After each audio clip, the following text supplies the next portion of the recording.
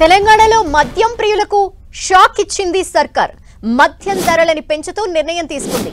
Quarter bottle పై 10 రూపాయలు, half bottle పై 20, full bottle పై 40 రూపాయలని పెంచింది. దీనికి సంబంధించిన సర్క్యులర్ రిలీజ్ చేసింది తెలంగాణ ఎక్సైజ్ శాఖ.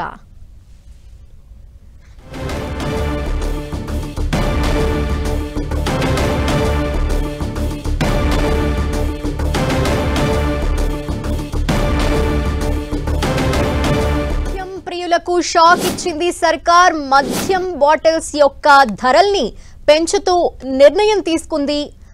క్వార్టర్ బాటిల్ పై 10 రూపాయలు, అలాగే హాఫ్ బాటిల్ పై 20, ఫుల్ బాటిల్ పై 40 రూపాయలని పెంచుతున్నట్టు నిర్ణయాన్ని ప్రకటించింది. దీనికి సంబంధించిన సర్క్యులర్ ని కూడా తెలంగాణ ఎక్సైజ్ శాఖ రిలీజ్ చేసింది. దీనికి సంబంధించిన డీటెయిల్స్ మా ప్రతినిధి శ్రీకాంత్ అందిస్తారు. శ్రీకాంత్,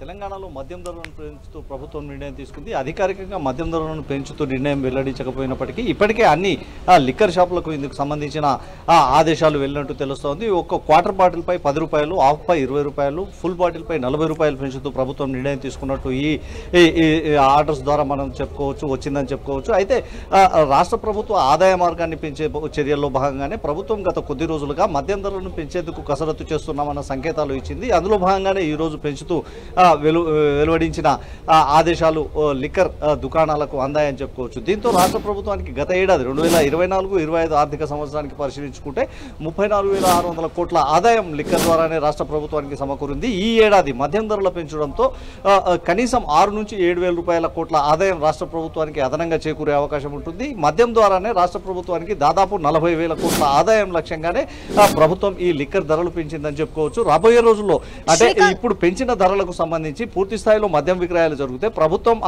అనుకున్న స్థాయిలో విక్రయాలు జరిగినట్లయితే ఖచ్చితంగా 40,000 రూపాయల ఆదాయం, 40,000 కోట్ల రూపాయల ఆదాయం మార్కును ప్రభుత్వం చేరుకునే అవకాశం ఉంటుంది. అయితే ప్రస్తుతం మనకు అందుతున్న సమాచారం ప్రకారం అన్ని బ్రాండ్లపై కాకుండా కొన్ని బ్రాండ్లకు సంబంధించి లిక్కర్ ధరలు పెంచుతూ ప్రభుత్వం నిర్ణయం తీసుకుందని తెలుస్తుంది.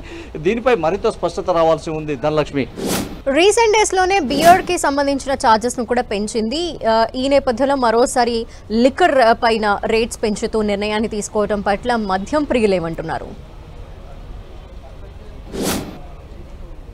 అంటే ఇప్పటికే మద్యం ప్రియులు చూసుకుంటున్నట్లయితే అంటే గత కొన్ని రోజులుగా లిక్కర్ ధరలు పెంచుతాయన్న ప్రచారంతోనే ఒక ఆందోళన వ్యక్తం చేస్తున్నారు. అయితే ఖచ్చితంగా మద్యం ప్రియులు ధరలు పెంచినా ఖచ్చితంగా అంటే సేవిస్తారన్న ఒక నమ్మకంతోనే ప్రభుత్వం ఈ మద్యం ధరలు పెంచేందుకు నిర్ణయం తీసుకుందని చెప్పుకోవచ్చు. మద్యం ధరలు పెంచడం రాష్ట్ర ప్రభుత్వానికి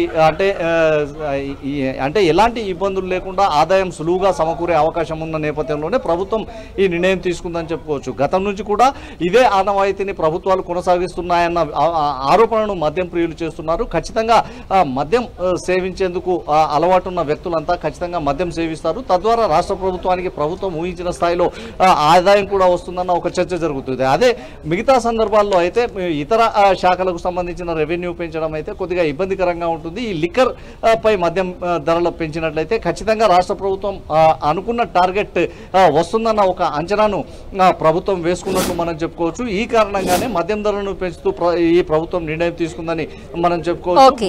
మద్యం ప్రియులు అంటే మద్యం ధరలు పెరిగినప్పటికీ మద్యం సేవించడాన్ని ఆపే అవకాశం దాదాపు లేకపోవచ్చన్న ఒక చర్చ మాత్రం ఉంటుంది. ఈ కారణంగానే ప్రభుత్వానికి భారీగా ఆదాయం సమకూరనుంది. Dhanalakshmi, thank you Srikanth.